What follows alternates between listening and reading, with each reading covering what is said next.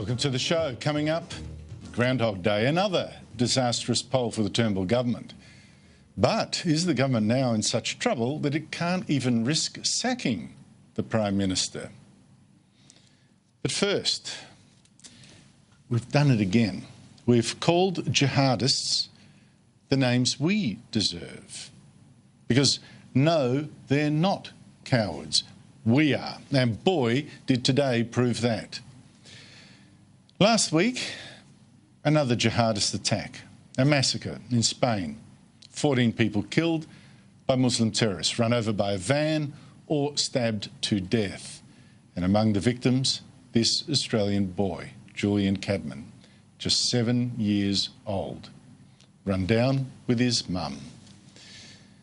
So I can understand the fury over the killers, young Muslim men, many from Morocco. And yes, call them scum, call them vicious, call them evil, all of that is true. But I also heard them called cowards of the Dutch Prime Minister, and stopped there. Whatever else they weren't cowards. 5 of them were shot dead fighting to the last for their sick beliefs. Yet too often we hear this same false claim. For instance, our own Prime Minister called the jihadist who murdered children at a concert in Manchester 3 months ago, called him a coward too, even though he'd blown himself up for his cause. What could be more vile, more reprehensible, more criminal than this crime? It was committed by a coward. I wish it were otherwise, but these depraved people are not cowards, not in the sense of fearing death, at least. And we risk underestimating our enemy here. If you want to see true cowardice, look right here at home. Look right now at the critics attacking One Nation leader Pauline Hanson for wearing a burqa in Parliament to prove this black sack is not just a way to subjugate women or to block them out of the public space, it is also a security risk. Well, here is one of those cowards today, Green Senator Sarah Hanson-Young, who attacked Hanson for daring to criticise these medieval burqas. Security experts, foreign policy experts have said that what you did last week will now be used as the recent kind of fodder for promoting extremism. You're doing ISIS's work for them. It is extremely dangerous. You're putting the entire country at risk. You've put the country in more danger. The next attack in Australia will be on your head, Pauline. That is cowardice.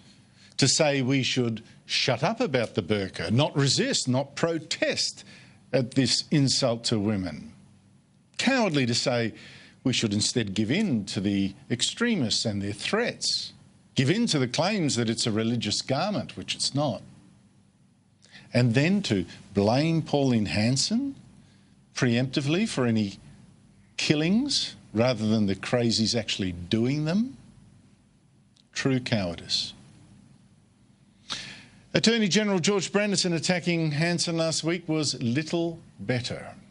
It is vital for their intelligence and law enforcement work that they work cooperatively with the Muslim community, and to ridicule that community, to drive it into a corner, to mock its religious garments is an appalling thing to do, and I would ask you to reflect on what you have done. Order.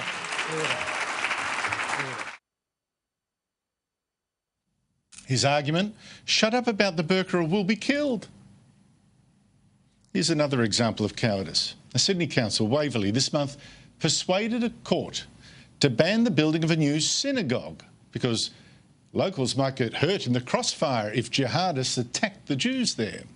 That is an act of cowardice, an act of people who no longer know what values or even which people they'd risk their lives defending. And we certainly wouldn't die for free speech now, would we? In fact, last year, the ACT Legislative Assembly even made a crime of vilifying religion after Greens members found pamphlets criticising the building of a new mosque. Islam had to be protected even if the Jews aren't. And then there's that other form of cowardice so rampant now, a refusal to admit the links between Islam and terrorism.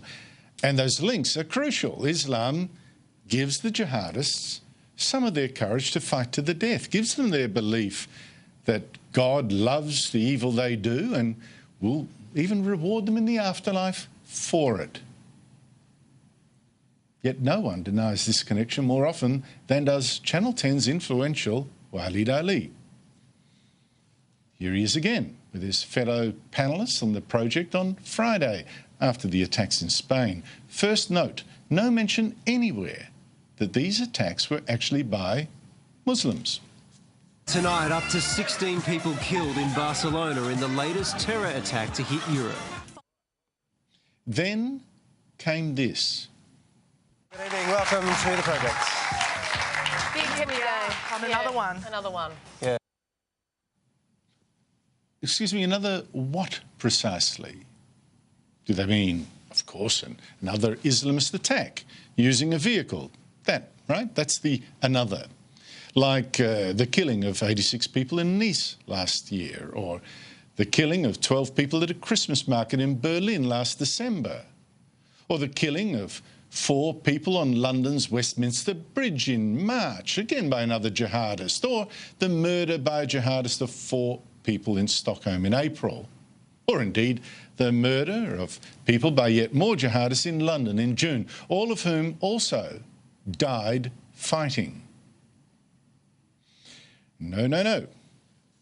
Not one of those attacks was mentioned by Walid Ali or the rest of the panellists on that show. Only Charlottesville was mentioned, the alleged murder of a woman by a neo-Nazi in America last week. It's awful and familiar. Yep. And that's the worst possible combination. And having Charlottesville at the start of the week as well. You know, quite different in some ways, but it's the compound effect. It's different, but there is this terrible feeling of escalating madness. And hate. And of contagion. Yeah. Yeah. Only mentioning Charlottesville, not Islam. That too takes a special cowardice. So, don't tell me the jihadists are cowards. Many at least risk their lives fighting for what they believe. But would we? Are we, in fact, the real cowards in this war?